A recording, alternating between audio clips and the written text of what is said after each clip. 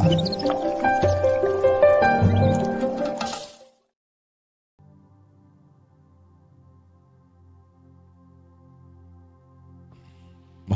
యేసయ్య అతి ఉన్నతమైన శ్రేష్టమైన పరిశుద్ధమైన నామం పేరట మీ అందరికీ వందనాలు తెలియజేస్తూ ఈరోజు అనుదిన దేవుని వాగ్దానంలోనికి వెళదాం. ద్వితీయోపదేశకాండము 28వ అధ్యాయము 12వ వచనం.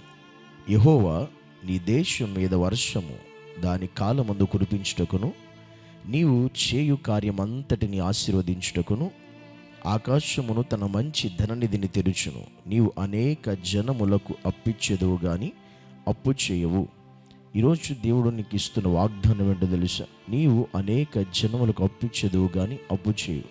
కొన్నిసార్లు ఈ మాట విన్నప్పుడు మనకు అనిపిస్తుంది, నేనే ఇప్పుడు అప్పులకు పాలైపోయి ఉన్నాను, నేను అనేకమైన అప్పులు చేస్తున్నాను, నేను అప్పు ఇవ్వడం ఏంటి అని నీకు సందేహం కలగవచ్చు. నీకు అది నమ్మశక్యం కాని విధంగా ఉండొచ్చు. కానీ దేవుడు తలుచుకుంటే అసాధ్యమైనది ఏది లేదు. నువ్వు నమ్మిన దేవుడు తలుచుకుంటే ఆయనకు అసాధ్యమైనది ఈ లోకంలో ఏది లేదు. దేవుడు మాట్లాడుతున్నాడు, వాగ్దానం చేస్తున్నాడు తను నమ్మిన ప్రజలతో, తను నమ్మిన వారితో. ఏమన్నాడంటే, దేశం వర్షం దాని కాలం ముందు కురిపించుటకు నేను కార్యం జరిగించడానికి, నిన్ను ఆస్వాదించిన కార్యం జరిగించడానికి ఆకాశంలో తన మంచి ధననిధిని నేను తెరుస్తాను అన్నాడు. దేవుడు తన ధననిధి తెరిస్తే నీకు అసాధ్యమైనది ఏది కూడా ఈ లోకంలో ఉండదు, ఉండే అవకాశం కూడా లేదు. మనకు అనిపిస్తుంది మన పరిస్థితులను బట్టి ఇది సాధ్యమేనా, ఇది జరిగేదేనా, ఇది జరుగుతుందా అని. కానీ దేవుడు మాట ఇచ్చేది దేవుడు, వాగ్దానం చేసే దేవుడు. ఆ వాగ్దానం నువ్వు నమ్మగలిగినప్పుడు ఆ నమ్మదగిన దేవుడు దాన్ని జీవితంలో నిశ్చయంగా జరిగిస్తాడు. అందుకే ఈరోజు దేవుడితో మాట, నువ్వు అనేక జనములకు అప్పిచ్చేదు కానీ అప్పు చెయ్యవు అని దేవుడు వాగ్దానం ఇస్తున్నాడు.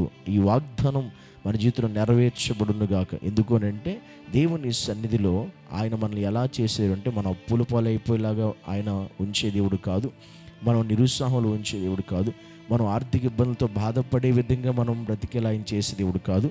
మనము అనేకులకు అప్పిచ్చేవారిగా ఆయన చేసే దేవుడు.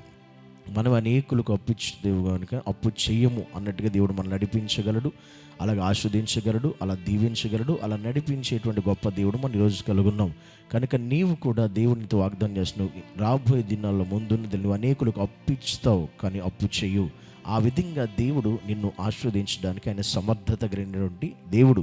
ఈ వాగ్దానం పట్టుకుని దేవుని సన్నిధిలో మనం ప్రతి దినము ప్రార్థించినప్పుడు, ప్రభువా ఈ వాగ్దానం నాకు దేవుడు నువ్వు చేస్తూ కనుక వాగ్దాన జీవితం నెరవేర్చు అని దేవుని సన్నిధిలో మనం ప్రార్థించినప్పుడు, దేవుని ఎదుట మన యథార్థంగా ఉన్నప్పుడు, దేవుని ఎదుట నమ్మకంగా జీవిస్తున్నప్పుడు నిశ్చయముగా ఆయన వాగ్దానమును మన జీవితంలో నెరవేరుస్తాడు, ఆయన జరిగించగలుగుతాడు ఆయన. కనుక ఆయన పట్టుకోవాలి, మనం ఆయన మాటను పట్టుకోవాలి.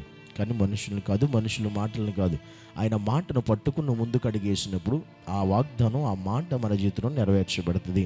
అందుకని దేవుడు అన్నాడు, నీవు అనేక జనములకు అప్పిచ్చేదవు అని దేవుడు వాగ్దానం చేస్తాడు. ఎందుకంటే బైబిల్ గ్రంథంలో వచ్చే ప్రతి వాగ్దానం అది మన కొరకు దేవుడు చేసిందే. కానీ అది మనం పొందుకోవాలి, అది మనం అనుభవించాలి. అలా పొందుకోవాలంటే దానికి తగిన విధముగా మనం దేవునిలో ఉంటే చాలు, ఆ వాగ్దానం ఖచ్చితంగా మన జీవితంలో జరుగుతుంది, నెరవేర్చబడుతుంది. ఆ ప్రకారంగానే దేవుడు మనల్ని నడిపిస్తాడు. కనుక ఈ వాగ్దానం ఈరోజు అనేక మంది జీవితాల్లో, మన జీవితాల్లో కూడా దేవుడు మనల్ని కూడా అనేకులకు మనం అప్పిచ్చేటువంటి వారిగా దేవుడు మనల్ని ఆ విధమైనటువంటి గొప్ప ఆశీర్వాదంతో, గొప్ప దీవెనతో, గొప్ప మేలు చేత ఆయన మనలను నడిపించి గొప్ప కార్యము మన జీవితంలో జరిగించునుగాక. ఆమేన్. మహాగణుడా నీకు వందనాలు యేసయ్యా, నీకు స్తోత్రం.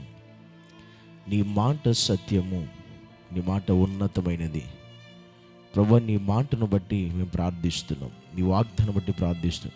నీవు అనేక జనములకు అప్పిచ్చేదవు కానీ అప్పు చేయవని వాగ్దానం చేసావు. ఈరోజు అనేక మంది అప్పుల పాలైపోయి ఉండొచ్చు నాయన, అనేక మంది ఆర్థికంగా ఇబ్బందులతో ఉండొచ్చు నాయన. వారితో నిశ్చయముగా నువ్వు మాట్లాడమని ప్రార్థిస్తున్నాను.